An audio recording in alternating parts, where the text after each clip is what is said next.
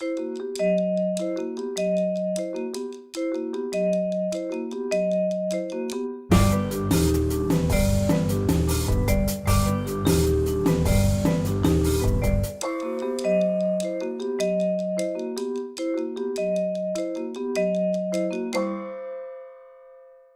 e signori, buonasera, benvenuti alla Casa Italiana zerilli-marimò della New York University. Welcome to New York University, welcome to Casa Italiana.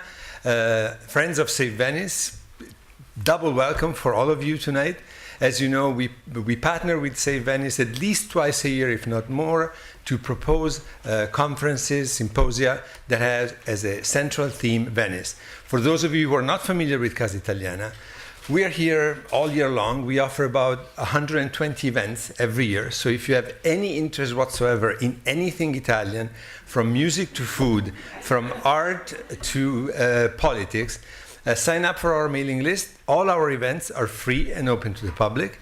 And for this, we thank our founder, Baroness Zerilli, who not only created and donated the building to the university, but established the endowment that allows us to work and continue the mission that she envisioned.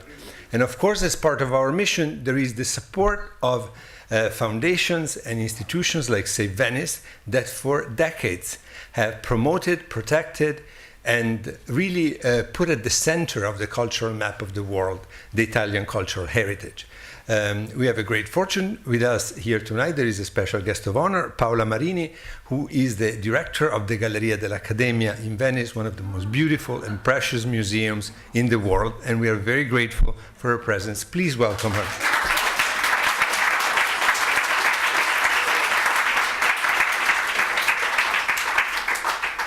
We also have the presence of our diplomatic authorities with the Deputy Consul of Italy, Chiara Saulle, here also in the front row. Thank you, Chiara.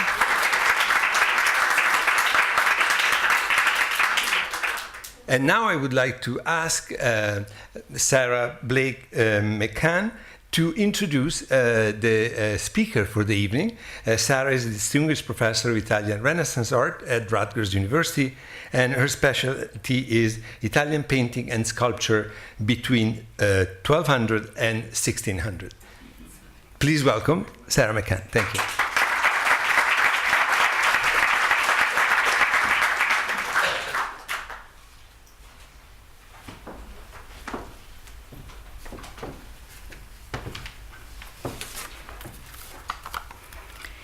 On behalf of Save Venice, I am very pleased to welcome all you here tonight and to extend again a special welcome to our special guests. This year, Save Venice is celebrating the 500th anniversary of Tintoretto's birth with the conservation of 16 of his paintings. These will figure in the exhibitions that will take place in Venice and in Washington this year. We're also providing grants to host many educational projects in Venice dealing with Tintoretto, and all of this will be capped by a weekend celebration in October honoring Tintoretto. I'm especially, however, pleased to introduce Melissa Conn. She's the director of Save Venice in Venice, and she has almost 30 years of experience overseeing Save Venice's conservation of works of art and monuments, including whole churches like the Miracoli and San Sebastiano. She's lectured widely all over the United States and Italy. In fact, she just flew in this morning from Denver, and she's flying out tomorrow to New Orleans, so to deliver more lectures on the subject of her talk tonight. She's going to be talking about the Saint Ursula cycle, which is particularly important to the directress of the Galleria dell'Accademia, as it's in the Accademia, and the restoration is well underway. It's a great pleasure to introduce Melissa, but I do want to also say that I can guarantee you it'll be the best part of an otherwise terrible day before spring. And I would like to celebrate against the odds by inviting you to have a glass of Prosecco upstairs afterwards. Melissa?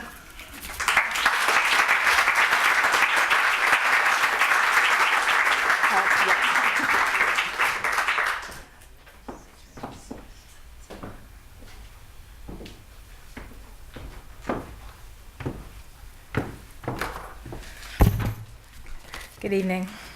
Let me just get set up. Whoops. There, okay. Okay.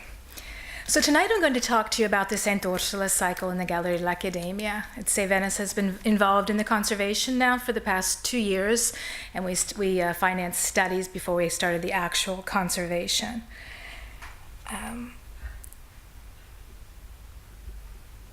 So how best to care for Carpaccio's Princess Bride has been a problem for conservators for nearly 500 years. The first documented conservation treatment was in 1520, so while Carpaccio was still alive. And then while the cycle was still in the Scuola di Saint Ursula, it went through 6 or 7 conservation treatments. We don't really know what took place at that time. We just know what's written in the ledger books about the payments of what was done to the cycle. Today in the Accademia, this is what you see if you go to visit the Saint Ursula cycle. We have the work site set up beyond the walls. It's where the gallery of Saint Ursula has been transformed into a work site. And inside we have 2 conservation teams that are working on the restoration of the canvases. But first of all, when we talk about Saint Ursula, it's interesting to understand who is Ursula. The legend is that Saint Ursula is, she was a Christian princess from Brittany, although sometimes she's, depending on the source, is thought to be British. But the Italians tend to say that she's from Brittany, so we'll go with that. And she was engaged to be married to a British prince, a pagan prince. And so the legend of Saint Ursula tells the whole story of her engagement, the pilgrimage she goes on, and then her martyrdom. Here we have the view of Brittany, looking toward the English Channel. Ursula meets her demise in Cologne, so she's very much followed in Germany as an important saint. And there's the Church of Saint Ursula in Cologne, and there's a 4th century inscription that talks about the church being built to commemorate Ursula and her 11,000 ladies in waiting, because she went on her pilgrimage with 11,000 virgins. And so because of this Cologne sort of continuing with this story, Ursula becomes very prominent throughout Europe, particularly so because in the 12th century in Cologne they found was probably a Roman burial yard with thousands and thousands of bones. And these bones, of course, turned out to be the relics of Ursula and her companions. And there was certainly a big market for relics. Something that every church in Europe would have had a piece of something that belonged to maybe not Ursula, but the next best thing would have been one of her noble ladies in waiting. If you visit the church in Cologne today, there's a special golden room with all the bones are all put together, the ones that didn't turn into relics around Europe. And even something else that happened was that we started creating these reliquary busts. These 3 are in the Metropolitan. But that was a way of keeping, if you had the femur or the cranium or a piece of Saint Ursula. So because Saint Ursula became such a prominent figure, this sort of unusual Christian princess on her pilgrimage, also Venice becomes interested in Saint Ursula. But still, before we get into Venice, there's still sort of Ursula throughout the world. In 1535, near Brescia, there's a woman named Angela Merici that founds the Company of Saint Ursula. And they were a group of women that were not nuns. They were women that decided to live together and sort of founded schools to educate girls. Eventually, they turned into a monastic order. And the first nuns in North America were actually Ursuline nuns. The first were in Quebec and then in New Orleans. And they always had a mission to educate particularly young women. There are a lot of private universities and schools that were first girls' schools that were founded by the Ursuline nuns. So this figure of Ursula, she's interesting because of sort of what this thought of Ursula created, this education and rights for women. Another thing people don't realize about Ursula is that the Virgin Islands were named after Saint Ursula and her 11,000 virgins. And Columbus names the islands in 1493 on his second voyage to the New World. He arrived in October, and Saint Ursula Day is the 21st of October. And so there's some thought that because he saw these sort of scattering of small islands, it made him think of Ursula and her 11,000 virgin companions. And so therefore Columbus names the islands the Virgin Islands. And there was probably one of the islands that was actually Ursula, but it's not clear. That seems to be lost. It's a national holiday in the Virgin Islands, St. Ursula Day, even though it was taken off the calendar in 1969 with the Vatican reforms, where certain saints that didn't have any historic background or documentation were sort of considered not really saints anymore. So there is no real documentation on Ursula, but she certainly inspired many, many things.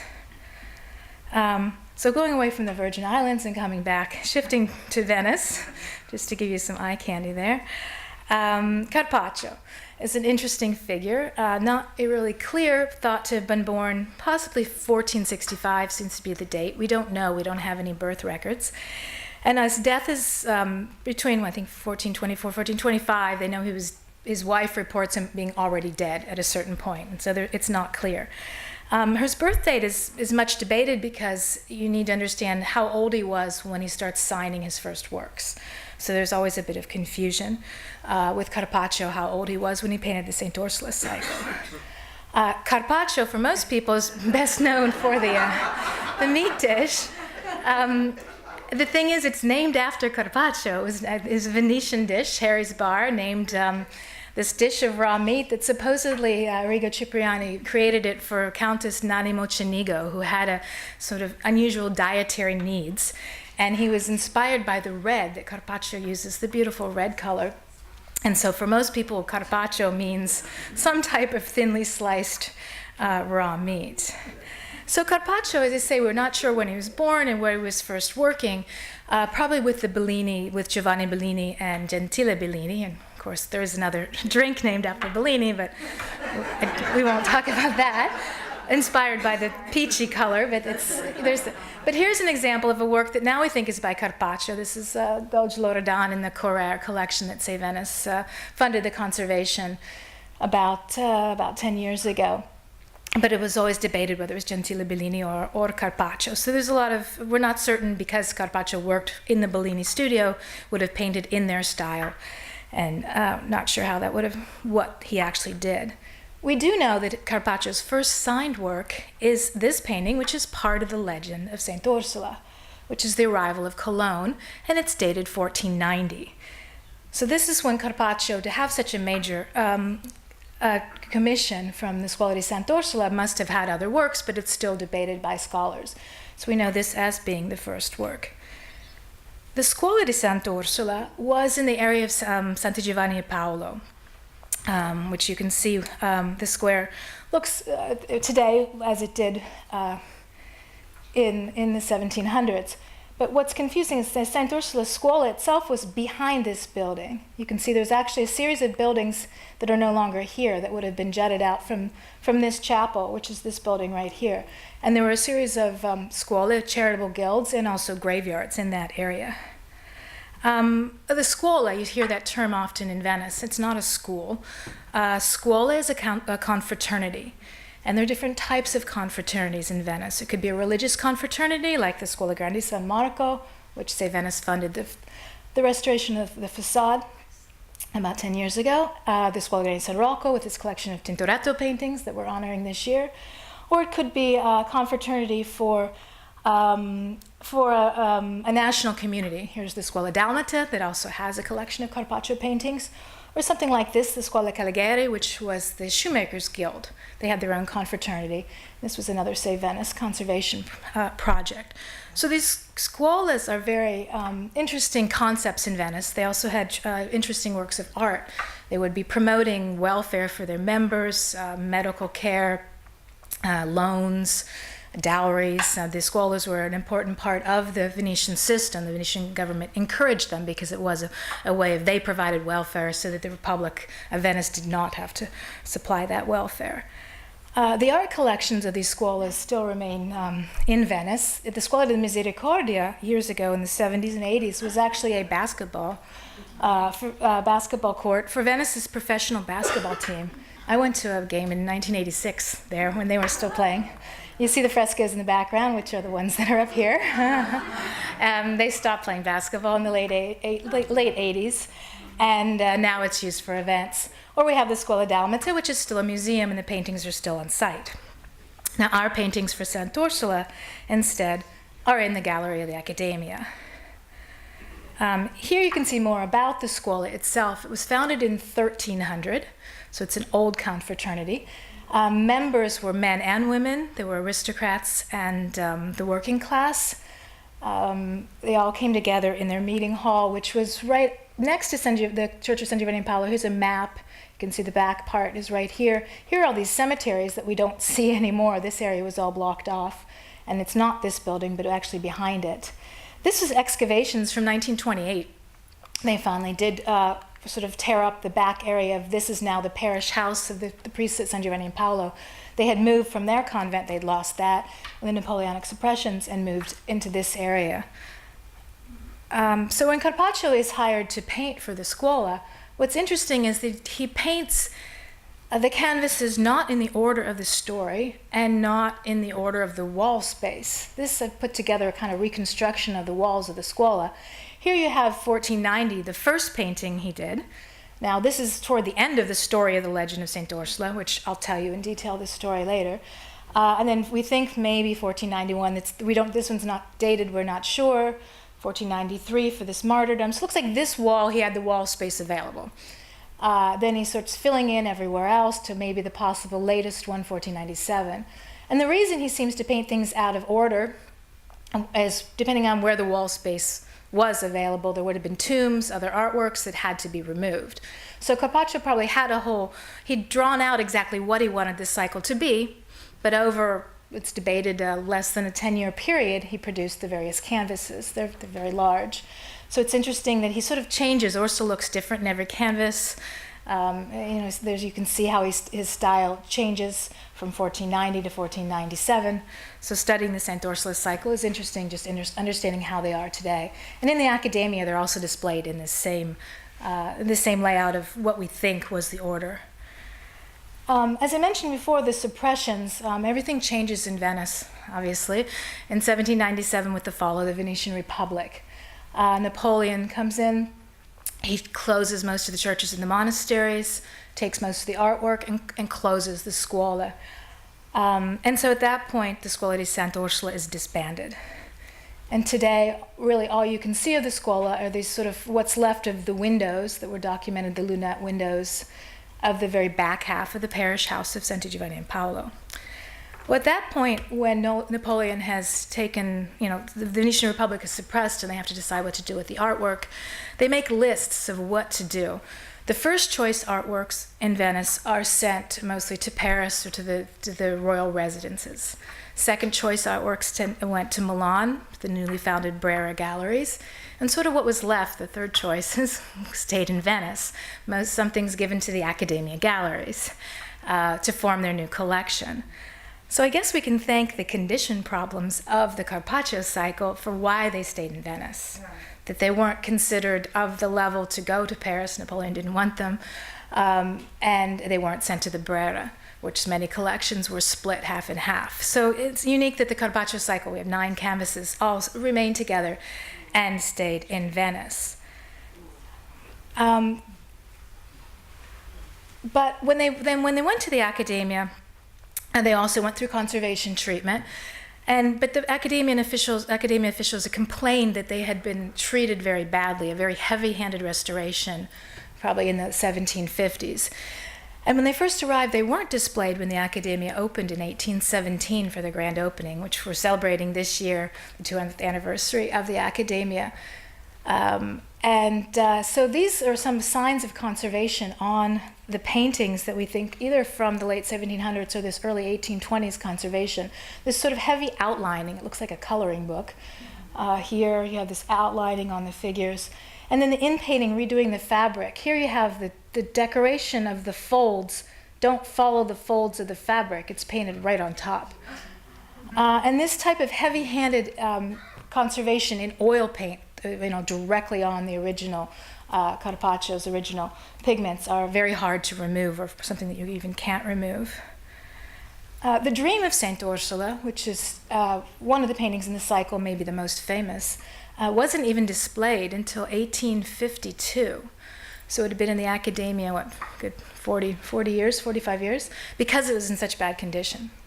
And at first, in the Accademia, they didn't even put all the paintings together. They sort of interspersed them in the collection with other works by Carpaccio, and were supposedly very, very high up on the walls, sort of hard to see. So even though they went through several conservation treatments in the Accademia, it was always a problem. There's still a lot of interest in the cycle that in the 1870s, we even have various copies made. John Ruskin makes his own copy, and then he commissions other artists to make copies as well. In the Accademia, there are also different ways to display them. By the 1920s, they put the cycle together, and they put together paneling to make it look as if they were in a scuola, in how they would be above wooden paneling and benches.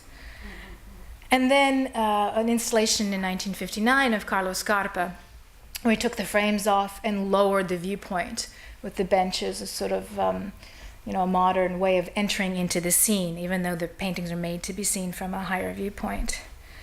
And then today, as we have the cycle, which is nearly the Scarpa installation, but because of the heating and cooling unit there in the center, it sort of ruins the effect, and the railing that you have to have because the visitors get too close. Now, if you go, though, this is what it looks like. And we have different types of scaffolding that moves around the room with the conservation firms busy at work. We also have visits. Actually, I just realized there's Paola right here. There's me. And one of the visits we did one evening, I hadn't realized that right away. I can't leave you alone. No, she's always with me, exactly. So we supervised together. So that was an evening that Save Venice had for some of our local supporters to come in and see the work site. So we're giving the public a chance to come and see them. But to start actually talking about the cycle, I can explain the restoration and the story. We have our Princess Ursula. Here she is, the young woman that's preparing for this marriage and something she doesn't want to do. And here are the various views of Ursula in the paintings, looking a bit different. This one I'm not convinced is even Ursula. They often say it is, but she's so much different. So when you're looking at the paintings, it's fun to figure out which one is Ursula. Then this is her fiancé, the pagan British prince, Aetherius. He stays pretty much the same. And then we have Ursula's father, because this is the whole negotiation of the marriage that we'll see in the story. He's about the same here. He looks a little different here. Not quite as well drawn there. And then this is Aetherius' father, the British king, where they're both negotiating this marriage of their children. And then you also have these figures, very often the ambassadors, the Venetian figures, the messengers, the ambassadors who are exchanging the letters and the communications between Ursula's father and Aetherius' father. We have the Pope that joins Ursula on the pilgrimage. We have the 11,000 ladies in waiting. And then there's the nursemaid who we'll see her once. But it's a pretty masculine cycle, even though you're talking about Ursula and the 11,000 virgins. It's got a sort of Venetian twist to it. And part of that is because of all these figures you see. The Compagnia della Calza, there are several organizations under sort of this umbrella of Compagnia della Calza. Calza are stockings or hosiery, and these groups were known to wear very intricately designed hosiery. They were young nobles, aristocrats, that would form little secret societies, and they would, not so secret, they would entertain people, they would organize theatrical events, they would entertain ambassadors, and they were also known to arrange marriages sometimes. And so the fact that they're painted in all these scenes. So here we have this story in England, in Brittany, in Cologne, and I'm talking about the Venetians being in the scene because the other star of the Saint Ursula cycle is Venice. Carpaccio sets all the scenes in Venice. And it's Venice that's not Venice. It's sort of interesting to try to recognize the various parts of buildings that he would have seen being completed at that time. He's painting between 1490 and 1497. So there's Renaissance monuments, they're springing up around Venice, and he used those as the backdrop. So to start the story, we can start with the arrival of the English ambassadors. Here we have them in conservation. And here's the painting before restoration, and here's what it looks like today. We're at about 90% completed, with all the paintings we're waiting to sort of until they're all at the same level so that they have the same color palette, but it's pretty far along. Here you have the idea of the two different scenes taking place. I guess if you go back here, you can see the ambassadors are arriving. They're presenting this request to Ursula's father, asking that she marry this English prince. And you have the dividing wall, which is usually this. We have another scene taking place, and this is Ursula talking to her father, where they're discussing this offer of marriage, and Ursula's nursemaid is at the bottom of the stairs. Now this is a very curious scene. We have Ursula, you see she's counting out her demands. It's sort of the first prenuptial agreement. She's saying that, okay, I'll marry him if he converts to Christianity, I can go on a 3-year pilgrimage, and I can take 10 women, which turns into 11,000, with me. And so this is very interesting that her father looks so dejected. He seems to know that this is not going to go well. And it's a very interesting sort of thought. This painting is from 1497, the last in the cycle. It's more developed. It has more oil paint in it, in this style. And going back to the condition issues of this particular painting, it's interesting that John Ruskin, when he was in Venice and at the Accademia, he had copies made, he wrote about them. And because the painting, when he wrote in 1871 in his Fors Collegera publications or letters to the working workers of England, he wrote about the princess, saying that he knew she was so industrious because even when she spoke with her father, she didn't put down her sewing. So obviously he couldn't see very well, and he thought that she was pulling a needle and thread, and that this pillow behind her was her needlework, because of the position high on the wall, because here he says that she's going on with her sewing. So even Ursula's counting was sort of misinterpreted because of the condition and the darkness. So as we start the conservation of this one, you can see the various phases before conservation we have here. And then we do studies in ultraviolet light, ultraviolet photographs to see you can see the in-painting, the damage here, and then the varnish. And then all that varnish is taken off, and we're going through the infrared photographs, which where you can see the underdrawing. And then we continue with the false color infrared, which helps us to identify pigments. This is the lapis lazuli pigment on her blue dress, which reflects in an opposite color. It reflects purple. So it's a way through this type of lighting you can identify what colors were used. Here is what we call after cleaning. You've taken off all the varnish. You've taken off all the dirt under the varnish. You've taken off everybody else's repainting or what you can take off. And you end up with sort of a bare state. And then here you have after the conservation. And you'll notice that we're leaving some of the areas not filled in. We're letting Ursula age gracefully. We're not filling in everything. Here you have the same series with the nursemaid. It's very important to study before we start, to see the condition. You can see the damage. The conservators sort of like to know what they're going to be dealing with, and then the actual cleaning, and then the final in-painting stage.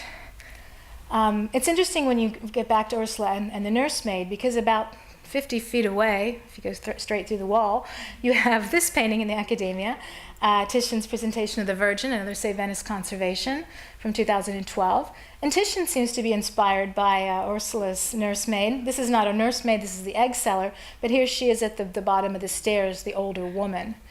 And this figure of the older woman and the young woman, even you think of Shakespeare and Juliet and her nurse, 100 years after Carpaccio, this sort of pairing continues. This is the full-scale reflectography, which is being undertaken by Ornella Salvadore of the Misericordia Lab of the Accademia, with a camera that Save Venice purchased for the project. So here you can see that Carpaccio drew these out, the very, very detailed drawings, and then painted on top of it. To give you a sense here, you can see the actual paint, and then you can see what the underdrawing looks like. So for the conservators, it's very important to have the underdrawing to understand sort of what they're going to encounter.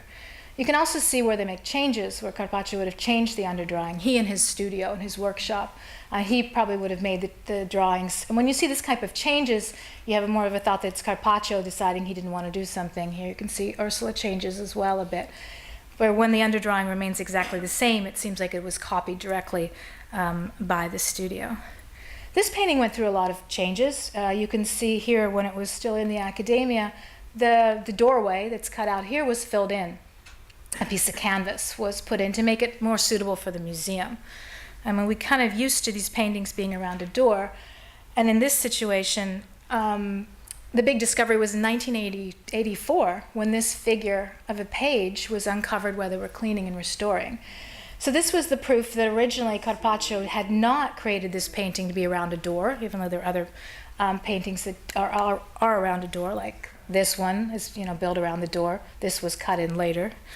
And in this situation, because the page was here, and definitely by Carpaccio, and you can see it here on the underdrawing, we know that after, while the painting was still in the scuola, they raised the floor of the building and they had to cut in this space. And that figure had been painted out and stayed painted out for, almost 500 years. And there you can see again this sort of ideas of cutting around a door. This is a study that some German professors put together of how it must have been that this little young page would have been a door ornament, basically. And then they raised the floor, and there it didn't make any sense, and they had to paint him out. So it's been a lot of interest. And here you can see some of these young men of the Compagnia delle Calze, the young Venetians in the scene. The next painting in the scene is the departure of the ambassadors. It's when Ursula's she's decided, okay, this is my reply. And so here you see before and after of Ursula's father is giving the English ambassador the response to take back to England. And this is sort of a classic Venetian interior, similar to the Church of the Miracoli, another Save Venice conservation project. This building was built between 1480 and 1488, so it would have been sort of new for Carpaccio. And certainly you can feel the influence here with the marble background that he paints in his scene. This is sort of typical damage that you see on the paintings when they're cleaned. This is along the seam line, like the line between the two canvases where they're stitched together. And this is the type of abrasion that you have. They've removed all the overpaint and the varnish. And then here you can see after the painting's been repaired, there's still some areas with missing paint, but it's decided to leave it as is. This is an example of a figure that's basically lost, and this is from the reflectogram. You can see it's so abraded, basically scraped, that there's nothing there. Had we been able to see a face there, we would have been able to sort of recreate or follow the lines. But instead, there was sort of a choice was made by the curator that's following this project, Giulia Magnarilli, works very closely with the conservators to decide how much you're going to inpaint and how much you're not. Here's another example.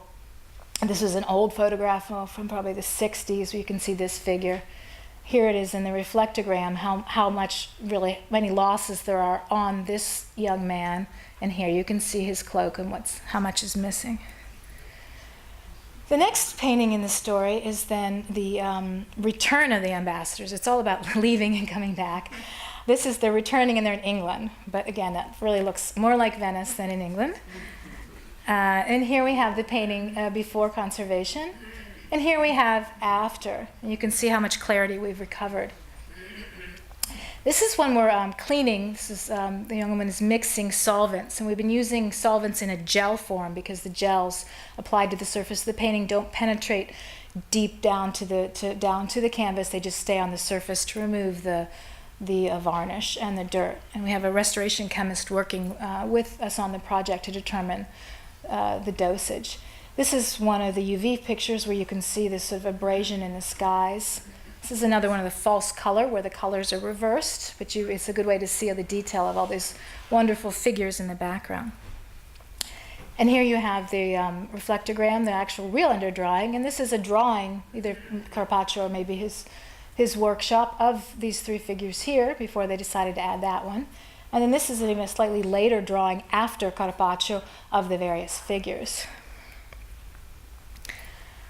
when you see all the little white marks, this is when we're in the stage of conservation where they've cleaned everything and they're ready to do the in-painting, and you fill in with gesso or plaster to bring the level of the paint level up to away from the canvas and up to the level of the other paint.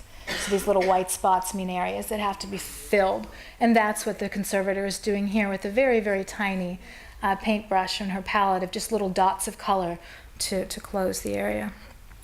Here you have another before and an after, and just removing so much yellow. And here again, a before and after. These varnishes are very photosensitive, so even the varnishes from the 80s changed color so dramatically. Another discovery from the 80s, in addition to the page head, is this inscription that was during the cleaning of the paintings in that restoration. They uncovered this 1623 commemoration of a restoration. This had been painted out again when it was in the Accademia, but it had been mentioned by scholars also in the 18th century about that dreadful inscription on this side. And so here it is, the 1623. We're not planning on signing the paintings this time. The sort of another well-loved figure in this painting is this little monkey. And here you can see the underdrawing I've shown you of the monkey. You can see the staircase is painted as drawn behind it. You can see the lines, and then the monkey on top of it. And he's wearing a little red cloak. It's like a senator's cloak, a Venetian senator. So it's a little bit of a play on the position that even monkeys can wear the red cloak. This is on site in the gallery, one of our conservators and some visitors and some Save Venice board members. And the reason I have it is that you can see such a difference. This is the painting that's during conservation and one that hasn't been touched, and just how dark they are. And this is what we're working on. We just started about 3 weeks ago on the departure, nice typo, the departure of of Ursula and Eutherius. And here you have the UV where you can see the condition of the varnish, some of the dripping. Here, these dark spots would be missing paint, sort of these odd areas. And we just started cleaning it. This is a very small area where varnish had been taken off in the center. This is supposedly the meeting of Ursula and Eutherius, although she's prettier, this woman, than Ursula normally is. And she's lifting up her dress as if she's getting in this boat, just so it doesn't quite look like they're meeting. But traditionally, they sometimes say this is the meeting. This is Eutherius saying goodbye to his father on one side of the painting. And here you have Ursula saying goodbye to her father. So they're getting ready to go on their pilgrimage with their 11,000 friends. Here you can see the scene taking place together. It's sort of no division. Here you have, if this is Ursula and Eutherius, they've met here, and then they're saying goodbye to the father. So it's like a freeze frame with various things happening in the same canvas. This is a drawing by Carpaccio of the scene of the saying goodbye of Eutherius and his father. And you can see how it really is faithful to the drawing, except for all the people he adds here, which aren't in the original drawing. These are all portraits, members of the Scuola probably, or Venetians. You can tell very particular, not sort of your stock type figure in this level. Then here you have them just random background figures. This is a situation where you have a loss. It's an abrasion in the canvas, and there's nothing there. Here you have more of these very distinct portraits. This one less distinct, so probably not a real person, and quite a few. An interesting dilemma you can see how Carpaccio paints is you see the black coming through on this man's face. That's not dirt, it's the black cloak of the man behind him. Because Carpaccio painted first this figure with this black cloak, and then this figure on top of it. And now through abrasion and age, this pattern and the black cloak is coming through the face. This figure, this interesting in Princeton, there's a drawing of it right here. The lion has nothing to do with the figure. It's not clear. It could be that this drawing was in the studio and that Carpaccio in his workshop used it a second time to make a drawing of a lion. But this is a situation where it's hard to know what to do. Do you cover that over? Do you veil that sort of intrusion of the figure behind it? And these are the kind of decisions that need to be made. Here we have again the curator and the restorer discussing it.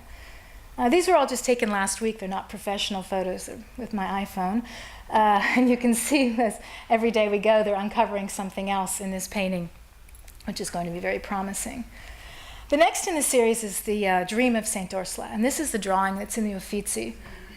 And so Carpaccio had drawn it out, but then he changes it. Here we had two windows, two sets of windows. Here's just one. I think there's a cat that isn't here anymore, Ursula and the dog. And this is the painting that wasn't displayed until 1852, that had such a problem with its condition. And we'll start the conservation treatment of this in another month. Now these two photos, it's hard. One is just taken the other day, and this one is one that you often see the reproductions. Really how paintings look so much different depending on how they're photographed. We have the angel coming in to let Ursula know he is holding the martyr's palm. It's when she dreams and she knows of her upcoming martyrdom. And this interior. Sort of the most beloved part of this picture was always the little dog who didn't return from his trip to the Restoration Lab in 1984 because of so much removal of the overpaint. But we're hopeful that when we do the reflectograms, when we see the underdrawing, there may be a chance to help the dog a little bit and get Ursula's dog back. Also, the inscription you can see is no longer there. These are decisions at that time to remove any overpaint. But the question is, if there's nothing underneath, should you remove the overpaint? And that's the decisions that are really made by the Accademia officials now. The next painting in the series, Ursula's continuing her pilgrimage. After her dream, she knows she's going to be martyred, but she continues with her 11,000 friends. And here they all are. And they go to Rome, and they meet the Pope. In this painting, again, you can see sort of the difference depending how it's photographed. The restoration will begin in May. And this interesting scene with Ursula and the prince who's with her, and they're meeting the Pope, and then these different companions in Venetians. A very typical Castel Sant'Angelo. And these are some of the figures taken again with a sort of forced photography to see the detail. But you see all the women are blonde, most of them. A few portraits and a few distinct figures. This one is considered to be Venetian humanist Ermolao Barbaro, though it's still debated his role. Okay. And then as the story progresses, Ursula goes to Rome, and then she continues her pilgrimage to Cologne. And this is the painting that we started with, the first one. And here you see it was one of the paintings that also went on a trip, was moved. It went to Rome for conservation in 2014. It was sponsored by the Central Institute of Restoration, the superintendency of the Ministry of Culture of Italy's Restoration School. So they had wanted to take it as a prototype restoration to collaborate. So here you can see we have it getting it on a truck to take it to Rome and taken to this conservation center.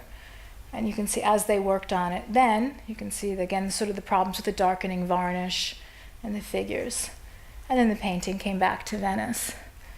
But this, after this painting came back to Venice, they decided, or the Accademia officials decided that they'd rather continue the cycle in Venice, that it was better to keep them on site so that the Accademia conservators could follow them. It was such an important cycle to Venice, even though the Central Ministry of Culture Restoration Institute was very much in favor of taking on the cycle themselves. I guess sort of Venetian pride kicked in, and it was decided to keep them in Venice. And that's where Save Venice was able to continue to help and support the full conservation treatment. Here we have the martyrdom of Saint Ursula. So we're coming to the end. We're working on this painting now. Here you see before conservation, and then we have some during. Here you see the conservator working. You see how dark this that's coming off on the cotton swab. They've already taken off the varnish, and this is more of the darkness, sort of the dirt underneath the varnish. These spots are in painting that's changed colors. It's from a past conservation treatment where there was a loss and painting was filled in, and as that ages, it changes colors as well and has to be removed. This you can see sort of down to the bare bones. Everything has been taken off, the varnish, the overpainting. And you see the problems we have with the sky in this painting. It looks like probably the painting had water damage at some point. Again, you see the underdrawing where Ursula looks, she's a little prettier usually in the underdrawing.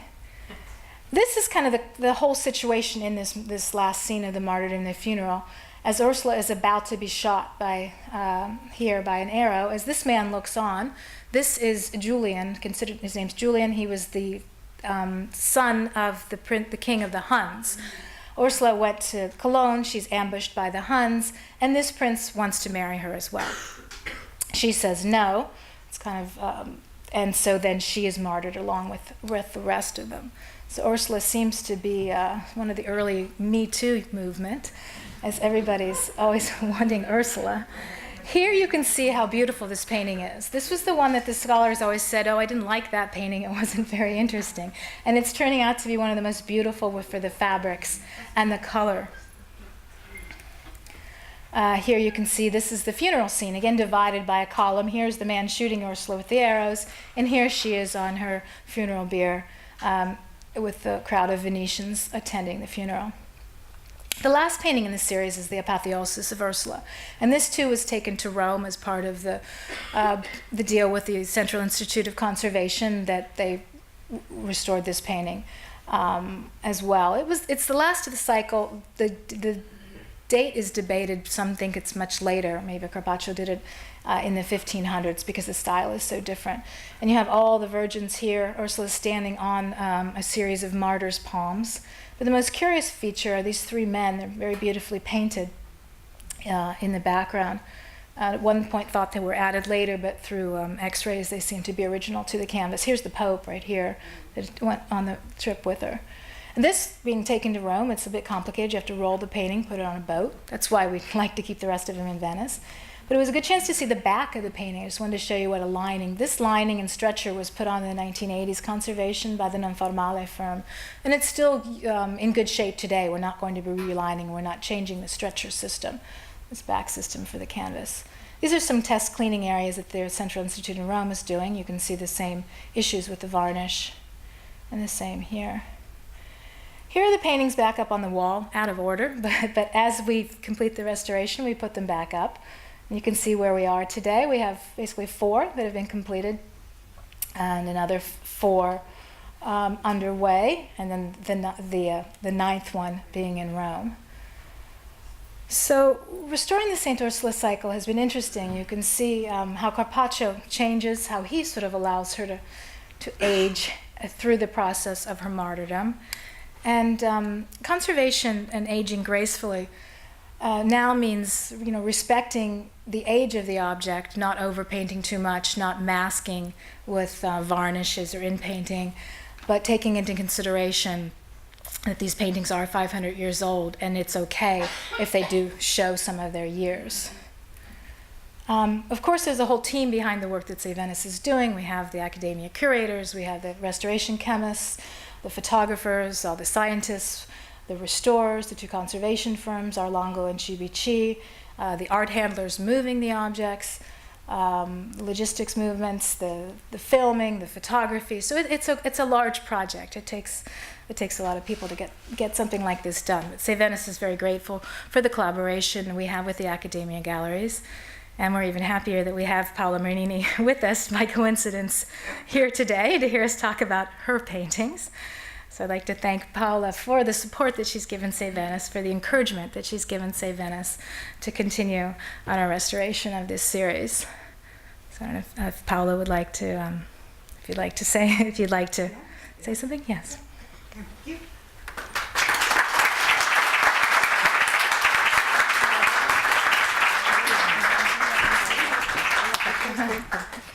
So, it's coincidence. As Melissa said, I'm here and I'm so happy to be here, so pleased. Like Ursula, for 3 reasons, I can say.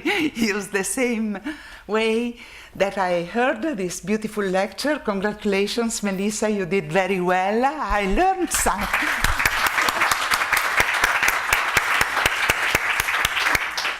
The images, Melissa is in the Accademia every day, more time a day, and with her, Leslie Contarini and the other people, and the board of Save Venice is very often present and so on.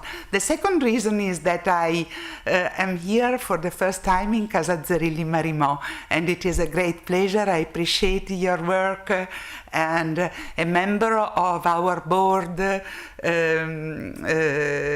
Federico Olivares, is a member of your board as well, so we have a link. And the third reason is that I have an extraordinary opportunity of saying thank you officially in front of the public to Save Venice, to Melissa, to the board, and to all the donors who supported this extraordinary work. That, thanks to the generosity of Save Venice, is made at the highest level possible. I mean, it takes 2 years or more, it costs a lot, and this, cosa hai detto che si usa una speciale gel. This gel takes 5 times more time, is 4 times longer than other methods, but at the same time is more delicate and more respectful of the work.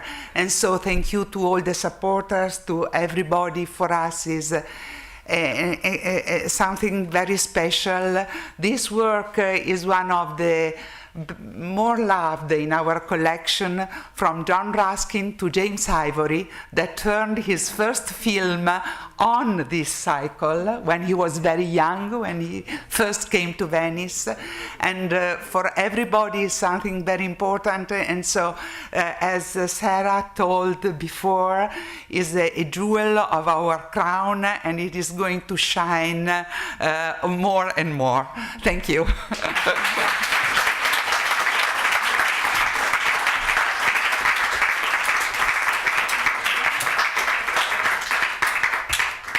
It's a little late. If we have any questions, I guess we can quickly. Yeah, sorry. What's the math of restoring or leaving old areas unrestored? And that's also a problem between sending some to Rome and leaving. It's complicated. There has to be, but there's kind of decisions that are made by the curators in the Accademia Gallery, I suppose. I mean, not to criticize the 1980s conservation, but a lot was taken off then. And I think now we're being careful not to remove some of the in-painting if there's nothing underneath it, because then you're left with nothing. And you yourself in modern sort of conservation philosophy now is to not to overpaint. If you don't know what that face looked like, you don't paint that face. So therefore, if somebody else painted in that face, maybe you should just leave it to keep the cycle legible so you can read it. You don't want to have too many gapping holes. Moving them, yes, because transport is difficult for the it's hard on the canvases when you have to roll them, also being in a different climate. But some of it's the politics. In Italy, the Ministry of Culture, when the central office wants a painting, you sort of, as Paola knows, have to send them the painting. But we came up with we negotiated a very nice deal, gave them the one in the beginning and then the one from the end of the cycle. So yeah, things change from city to city, even conservation ideas. We're trying to do this, I think, with Dottoressa Marini, in line with the rest of the conservations in the academia, because they have to sort of resemble the conservation treatments that they're close to. Conservation is more conservative in Italy than in the United States. In a U.S. museum, you wouldn't be able to see the conservation up close. Or in Italy and in Venice, you want the viewer to see that that's part of it's not original. So that's maybe the main difference with the conservation trend. Yes?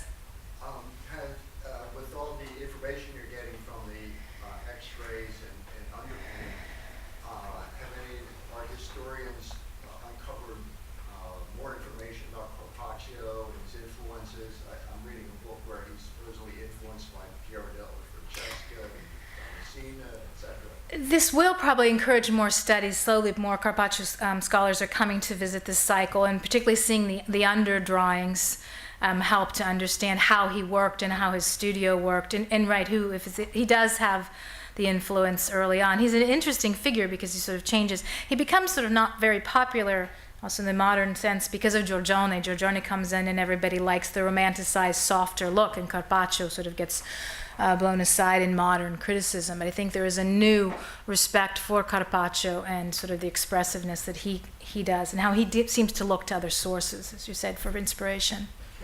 Yes.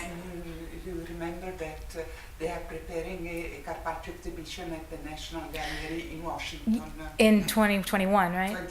Yeah, 2021 in Washington. There'll be an exhibition, and so that will renew interest in Carpaccio and sort of putting together the paintings all around the world. Also in Venice, there'll be an exhibition, I think, in the fall of 20, and then it goes to Washington in 21. Similar to the Tintoretto that's doing the double in 2018, 2019. I get my years mixed up. Yeah, I live in another time. Yes. Are you thinking of doing an exhibition about the restoration? Actually, we'd like to. I know that Paula had just mentioned to me that about a month ago when I was there that it would be nice to bring in maybe some of the drawings from the cycle and then show the reflectograms and have more installation explanation. It can be a temporary exhibition, but some things can stay. And we have to think of how to explain this cycle a little better now. It is so well received by the public, but if there are different viewpoints, also there's so many different social issues that go on that I didn't get into today about marriage and society. Venetian society that Carpaccio seems to insert in this story of Saint Ursula, that there's quite a bit you can do with it to show the public. Okay. I guess that's all. Yes, thank.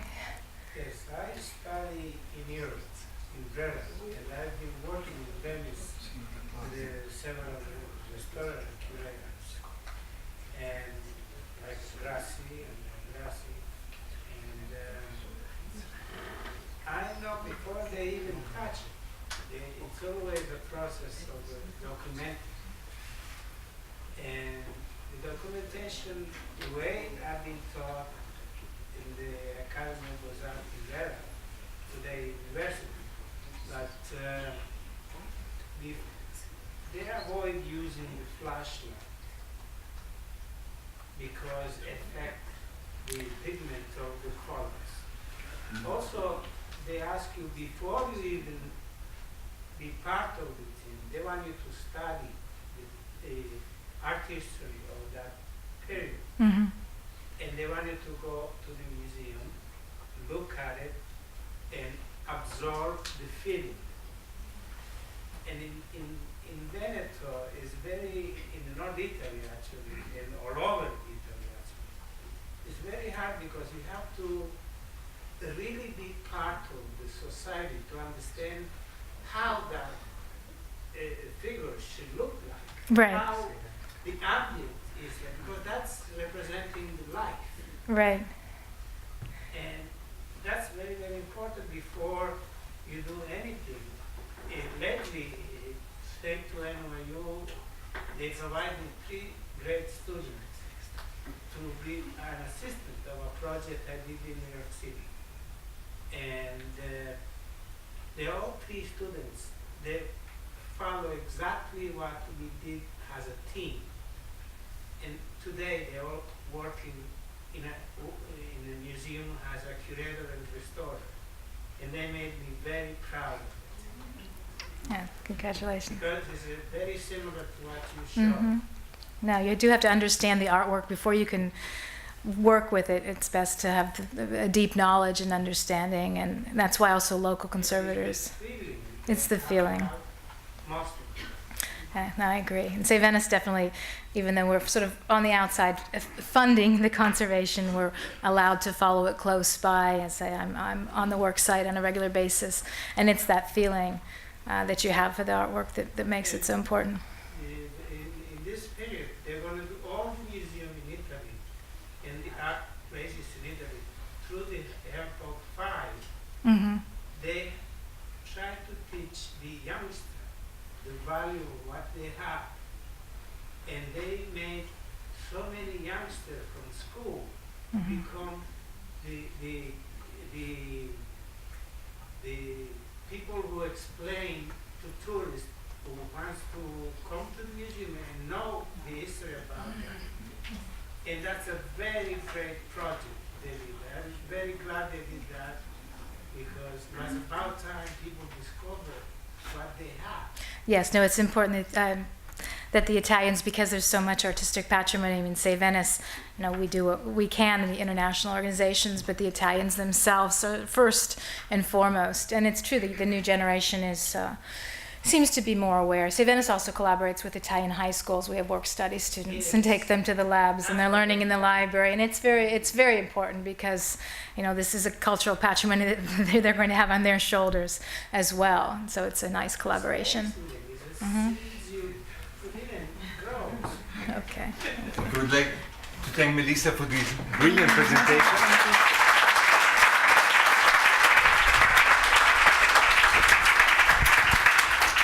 For the presentation and for the constant work that she puts in, and the passion and the love that she has for the work that she does in collaboration with Paola Marini and all the board members of Save Venice, all the people that work for Save Venice to realize projects like this one. And before we go up for our glass of Prosecco, che è sacrosanto, I would like to ask the Consul General of Italy, Francesco Genuardi, to give you his greetings.